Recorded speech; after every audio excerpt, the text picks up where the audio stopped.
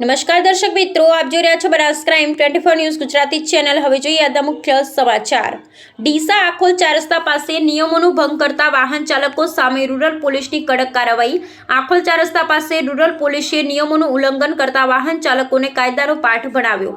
નવનિયુક્ત જિલ્લા પોલીસ વડા ની પ્રશાંત સુબેની એન્ટી થતાની સાથે કાયદો વ્યવસ્થાની સ્થિતિ મજબૂત બનાવવા માટે કવાયત હાથ ધરવામાં આવી છે અને તમામ પોલીસ સ્ટેશનમાં અમલવારી કરવા માટે સૂચનાઓ આપેલ હોવાનું જાણવા મળી રહ્યું છે। ત્યારે ડીસા રૂરલ પોલીસ પણ હવે એક્શનમાં આવી છે અને નિયમોનું ઉલ્લંઘન કરતા વાહન ચાલકો સામે કડક કાર્યવાહી કરવામાં આવી રહી છે।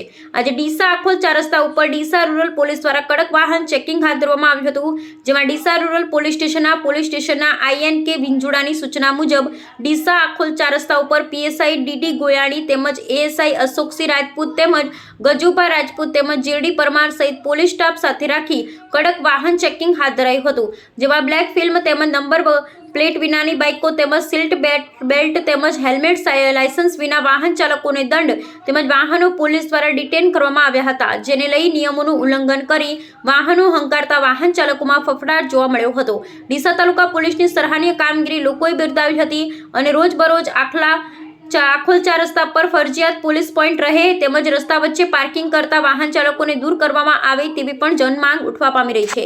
અહેવાલ હરેશ ઠક્કર, ડીસા બનાસકાંઠા।